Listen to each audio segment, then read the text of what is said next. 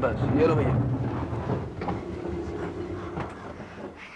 अरे आशु,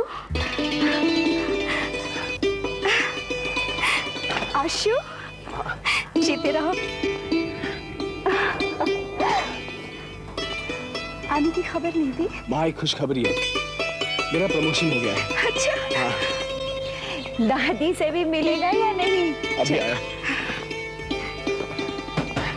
नमस्ते दीदी। सुखी रहे। नमस्ते अंकल। अच्छा बेटा, क्या क्या आप कब आए? कुछ ही दिन पहले। अच्छा, सुमन भी आई है? हाँ हाँ वो भी आई है, लेकिन तू पहले ये बता ना टूर कैसा रहा भाई? बहुत अच्छा रहा। माँ, भाभी और सुमन कहाँ है? वो अंदर है। मैं उनसे मिलकर आता हूँ। हाँ, मैं तेरे लिए चाय बनाती हूँ। हाँ? अच्छा। भाभी, भाभी,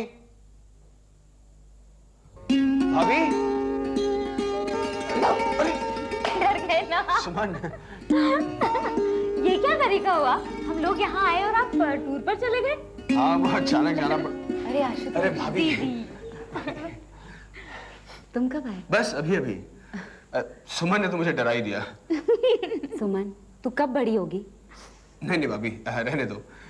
यही तुम्हारे खेलने कूदने की जो चाहे कर सकते हो, वरना आगे जिंदगी में क्या होता है ये तो आप ही अच्छी तरह जानती हैं। और ओह, तो आप फिलोसोफर भी बन गए हैं? मैं अच्छी तरह जानती हूँ आप फिलोसोफर क्यों बन गए हैं। अच्छा, क्यों? आशु, ले चल। तो अभी ऑफिस जाएगा ना? हाँ माँ।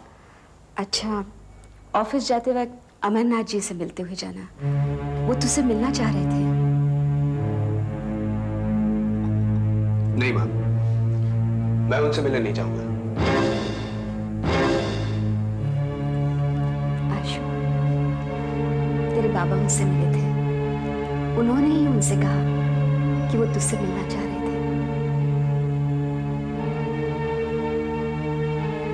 ठीक है। आशुतोष, चाय तो पीते जाओ। नहीं, अब मन नहीं कर रहा। दीदी, ये तो सीरियस हो गए। सुमन, साहब, नाश्ता डाइनिंग टेबल पर लगा है। मुझे नहीं खाना।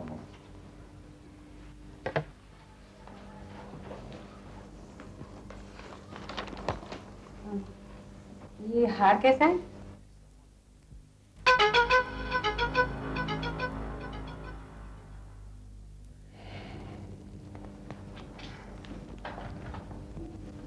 इसे हमने अपने लिए पसंद किया है।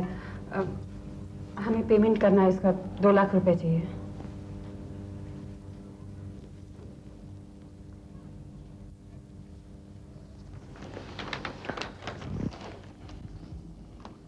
ये फिजूल खर्ची अब बंद कर दो कामना। तुम्हें उतने ही पैसे मिलेंगे जितनी जरूरत है। जी?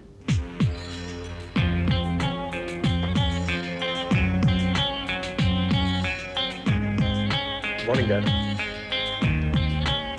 Good morning.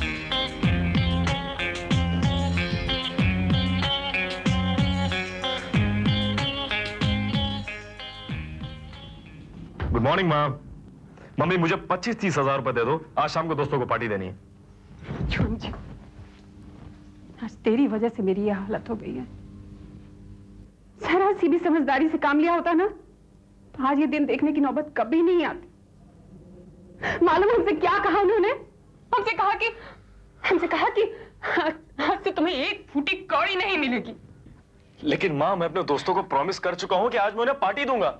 अगर मैंने पार्टी नहीं दी तो मेरी इंसल्ट हो जाएगी। तुझे अपनी पार्टी की पड़ी हुई है। हमारे साथ इस तरह से बिहेव किया जैसे हम इस घर की मालकी नहीं बल्कि नौकरानी। लेकिन माँ, मेरी पार्टी का क्या होगा? ठहर जा, हमारे पास 5-10 हजार रुपए पड़े हैं, ला कर देते हैं। क्या 5-10 हजार रुपए? माँ, मुझे अपने दोस्तों को पार्टी देनी है, कोई चाय नहीं पिलानी है। अरे तो क्या करें हम? जाकर चोरी करें कहीं? हमारे पास जो होगा वही देंगे ना। तू यही रुक, मैं लाती हूँ।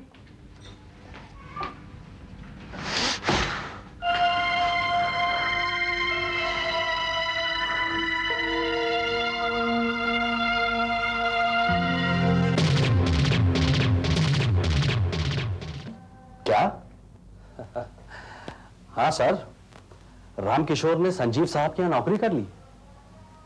और जानते हैं सर, ये बात हमको किसने बताई? माथुर साहब ने सर। रामकिशोर की ये ना बता गई? देखा कामेश, दौलत में क्या ताकत होती है। जब फाके लगने शुरू होते हैं ना, तो इंसान नौकरी ढूंढना शुरू करता है, अपनी उम्र भी नहीं देखता है। फिर जाओ, तुम अपना काम करो। Right sir.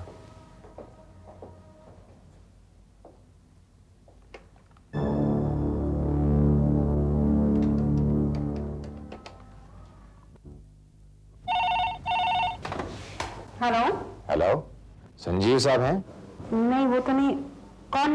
अमरनाथ जी बोल रहे हैं? अरे कामना जी, कामना जी, पता चला है कि रामकिशोर ने आपकी कंपनी ज्वाइन कर ली है। आपने हमें बताया तक नहीं। अच्छा, लेकिन अमरनाथ जी, इस बात का पता तो हमें भी नहीं है। लेकिन संजीव साहब को तो ख्याल होना चाहिए था ना। अब सोसाइटी में हमारी क्या इज्जत रह जाएगी। हम आपकी बात का मतलब नहीं समझे अमरनाथ जी। कामना जी, रामकिशोर हमारे समधी हैं।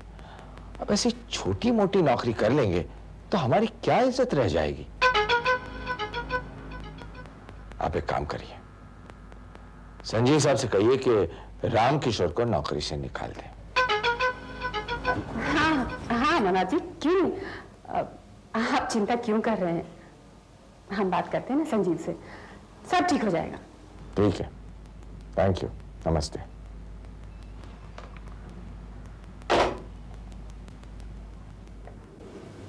रामकिशोर, अब अमरनाथ अपनी असली औकात पर आ गया है। Hello sir. Hello, Amarnath ji हैं? एक मिनट।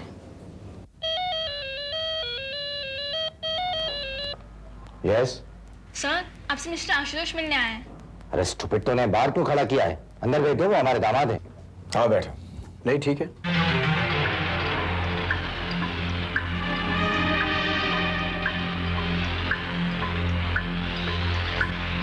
यहाँ आने की वजह तो तुम्हें पता चली गई। नहीं, मुझे सिर्फ ये कहा गया था कि आप मुझसे मिलना चाहते हैं।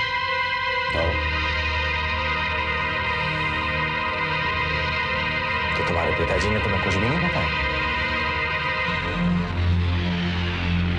खैर,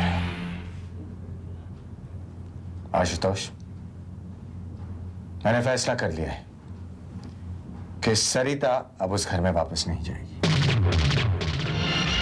क्या यही कहने के लिए आपने मुझे यहाँ बुलाया है? हाँ आशुतोष,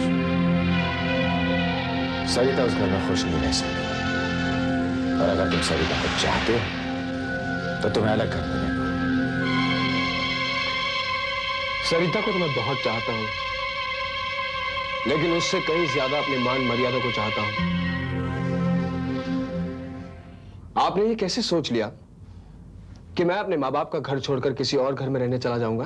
देखो आशुतोष, तुम ये सब जज्बात में कह रहे हो। नहीं, ये बात मैं बिल्कुल सोच समझ कर कह रहा हूं। तो ठीक है, अब जब तुमने फैसला कर ही लिया है तो तुम्हें सरिता को छोड़ना होगा, उसे डिवोर्स देना होगा। अगर सरिता मुझसे ये बात कहती है तो मुझे कोई एतराज नहीं। आशुतोष, सरिता की जिंदगी और उसकी खुशियों के फैसले करने का अधिकार मुझे है। अगर अधिकार के साथ साथ आपको अपनी बेटी की खुशी का एहसास होता तो आप शायद ये नहीं कहते। खैर, जाने से पहले एक बात मैं आपको बता दूं। दुनिया की कोई भी ताकत मुझे अपने घर से और अपने माँ बाप से जुदा नहीं कर सकती। इस बात पर मैं अटल हूं और अटल रहूंगा।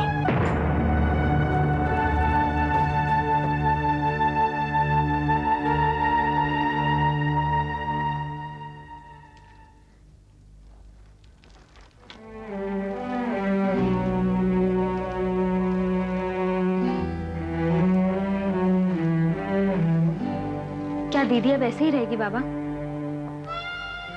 उनके कपड़ों का रंग कभी नहीं बदलेगा? ये तो ऊपर वाला ही जाने बेटा। वो जिसके नसीब में जो लिख देता है उसे भुगतना तो पड़ता ही। गलत है बाबा। हाँ, अगर दीदी का घर फिर से बस जाए तो उनका नसीब भी बदल सकता है और उनका जीवन और उनके कपड़ों का रंग भी।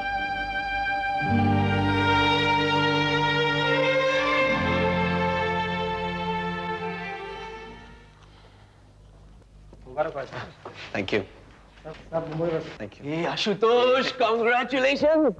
बहुत बहुत मुबारक हो यार। I am very happy for you. मुझे जैसे ही पता चला कि तेरा प्रमोशन हो गया तो मैं तो अब मुझे वही बैठना पड़ेगा यार। तू तो आगे निकल गया। जानता है आशुतोष, इंसान की जिंदगी में खुशियां बड़ी मुश्किल से आती है। That means we have to celebrate your क्या बात है, तू खुश नहीं है? नहीं, मैं तो खुश हूँ यार, खुश हूँ मैं। क्या खुश है तू? तेरा चेहरा क्यों लटका हुआ है? नहीं सिद्धार्थ, प्रमोशन की तो बहुत खुशी है और चेहरा इसलिए उतरा हुआ है क्योंकि आज मैं अमरनाथ जी से मिलने गया था। उनका कहना यह है कि अगर मैं सरिता के साथ रहना चाहता हूं तो मुझे अपने माँ बाप, भाभी, बहन और अपने घर को छोड़कर सरिता के साथ एक अलग घर में रहना होगा। ऑब्वियसली ये सरिता की भी ख्वाहिश है। ये कैसे हो सकता है यार? यही तो मैंने उनसे कहा और ये सुनने पर उन्होंने मुझसे ये साफ साफ कह दिया कि मुझे सरिता को डिवोर्स देना होगा। जी हाँ, मैं अपनी बेटी को डाइवोर्स दिलाना चाहता हूं। मैंने फैसला कर लिया कि चाहे कुछ भी हो, ये डाइवोर्स होकर रहेगा। हमें लड़की की तरफ से फैमिली कोर्ट में पिटीशन फाइल करनी पड़ेगी और उस पिटीशन में यह कारण भी बताना पड़ेगा कि सरिता अपने पति आशुतोष के साथ क्यों नहीं रहना चाहती है। क्योंकि उसके पति आशुतोष ने उसे मारा पीटा है। और इतना ही नहीं वकील साहब, आशुतोष के नाजायज संबंध हैं उसकी भाभी के साथ और इसी बात को लेकर मेरी बेटी को मारा है उसने। ठीक है अमरनाथ जी, अब चिंता मत कीजिए। हम अपनी पिटीशन में क्रूरल्टी और अडल्ट्री को बेस बनाएंगे और section 13(1)(a) Hindu marriage act 1955 के तहत कोर्ट हमें डाइवोर्स दे देगा। ठीक है, तो वकील साहब आप वो पिटीशन जल्दी तैयार करवाइए। जी, हम ज्यादा इंतजार नहीं करना चाहते और ये काम आपको बहुत जल्द करना है और जब तक ये कार्रवाई पूरी ना हो तब तक हमें इस बात को कॉन्फिडेंशियल रखना है। जब तक काम पूरा नहीं हो जाता इस बात की किसी को खबर भी नहीं लगेगी।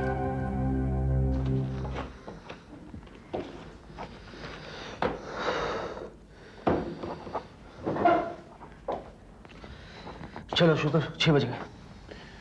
नहीं सिद्धार्थ, तुम जाओ, मुझे जरा काम है। कल कर लेना यार, चल ना। नहीं सिद्धार्थ, मैं काम खत्म करके निकलता हूँ। श्योर। चल बाय। जब तुमने फैसला कर ही लिया है तो तुम्हें सरिता को छोड़ना होगा, उसे डिवोर्स देना होगा।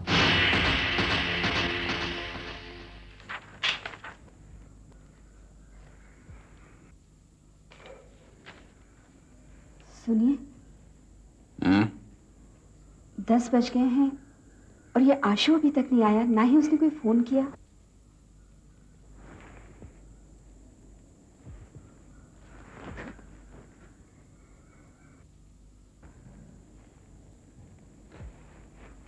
आता होगा।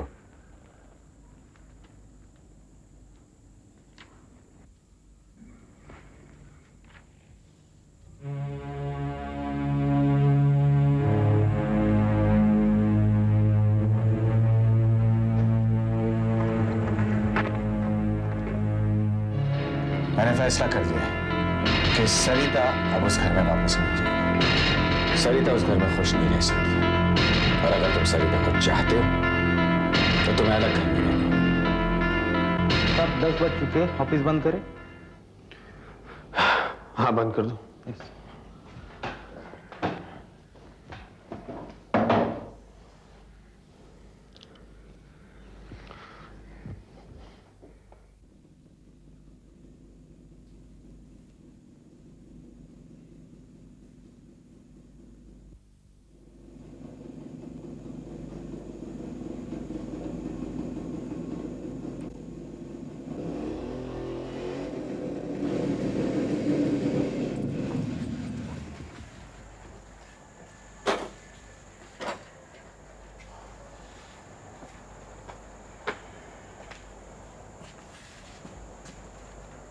बहुत देर कर दी बेटा। पापा, मैं सिर्फ इतना जानना चाहता हूं कि आप लोगों ने कब से मुझे खुद के फैसले करने का अधिकार दे दिया? बेटे मैं पापा, इसलिए पापा, आप लोग ये अच्छी तरह जानते थे कि अमरनाथ जी मुझसे क्यों मिलना चाहते थे। इसके बावजूद आप लोगों ने मुझे वहां फैसला करने के लिए भेज दिया। हाँ? मैं आपसे एक बात पूछना चाहता हूं, क्या आप मेरे बिना जी पाएंगे? हाँ? पापा, क्या मैं आपके बिना जी पाऊंगा? पापा, आज मुझे बहुत तकलीफ पहुंची है, शायद उतनी ही तकलीफ जितनी आपको हुई होगी जब मैंने सरिता को वापस लाने से इनकार कर दिया था। लेकिन मैं आपको एक बात बता देना चाहता हूं, इस घर में रहना और अपने माँ बाप की सेवा करना मेरा अधिकार है और कर्तव्य भी।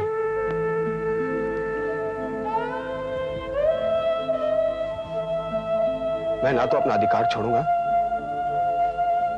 और ना ही अपने कर्तव्य भूलूंगा।